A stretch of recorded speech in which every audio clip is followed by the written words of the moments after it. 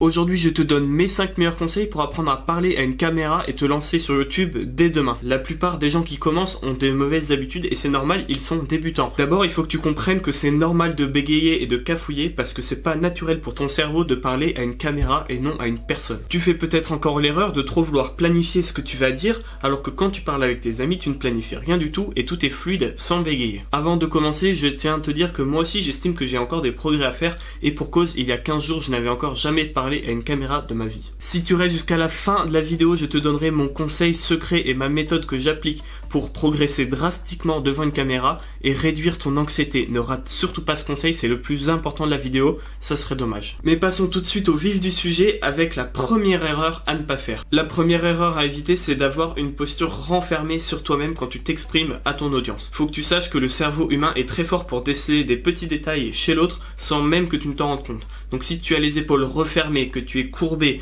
que tu ne souris pas, ça ne va pas le faire. Pour accueillir au mieux ton audience et faire passer comme il faut ton message, il va falloir que tu te tiennes droit, les épaules en arrière et le coffre ouvert. Ainsi, tu adopteras une posture plus naturelle et avenante et inconsciemment, les gens vont se sentir plus à l'aise devant ta vidéo. Un autre petit détail peut être de penser à soigner ta gestuelle des mains.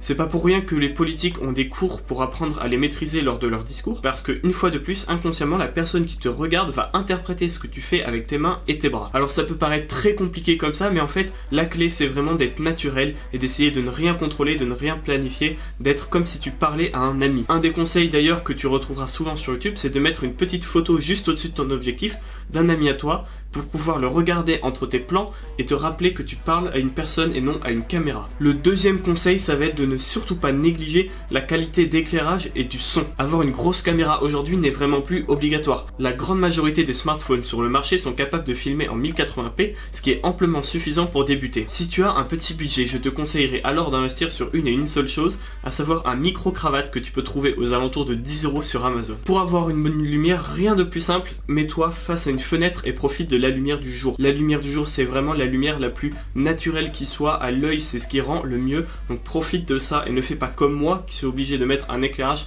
parce que j'habite en Allemagne et qu'il fait tout le temps gris. De plus, tu vas facilement pouvoir modifier l'audio de ta vidéo et notamment ta voix au montage. Tu vas pouvoir jouer sur les différents paramètres pour te donner la voix que tu as envie de retransmettre en vidéo, une voix qui peut être plus profonde ou faire plus radio. La troisième erreur, c'est d'essayer de ressembler à un autre que vous et de ne pas être naturel.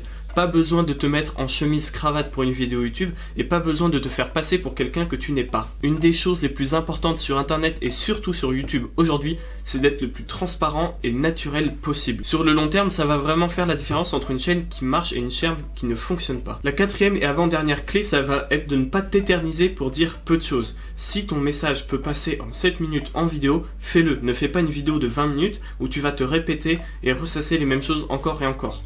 Il n'y a rien de pire qu'une personne qui paraphrase à longueur de temps, ça donne l'impression à ton audience d'être stupide et que tu les prends pour des imbéciles. De plus, si tu fais une vidéo plus courte et dynamique, ça va augmenter ton watch time de manière conséquente et c'est ce qui va te permettre d'être mis en avant par YouTube. Et si tu n'arrives pas à être clair d'une traite face à ta caméra, n'oublie pas qu'il y a le montage pour ça, pour couper tous les blancs et les E que tu vas pouvoir faire. Le but sera de rendre une vidéo finale qui sera la plus claire et concise possible sans pour autant minimiser les informations de valeur que tu as à apporter. Avant que je ne te donne ma technique secrète pour progresser ultra rapidement en vidéo, je te conseille d'aller faire un tour sur la chaîne et de t'abonner. En plus, en ce moment, pour chaque abonnement, on sauve un petit dauphin des griffes des braconniers chinois, alors tu sais ce qu'il te reste à faire. Pour finir, mon conseil ultime, ça va être de te foutre dans la merde. Je t'explique. Il y a 15 jours, quand j'ai voulu commencer cette chaîne YouTube et faire mes premières vidéos facecam, je me retrouvais complètement paralysé et bloqué à l'idée de parler à une caméra alors que j'étais dans mon appartement avec personne autour pour me regarder. Ce que j'ai donc fait, c'est que le lendemain matin, je me suis forcé à me rendre dans le parc à côté de chez moi et à faire une vidéo facecam pendant 20 minutes en plein parc avec des gens qui passaient et qui me jugeaient pendant toute la durée. Cette situation m'a mis extrêmement mal à l'aise et m'a forcé à sortir de ma zone de confort. Mais la bonne chose, c'est qu'une fois rentré chez moi, tourner une vidéo facecam ne me posait plus aucun souci,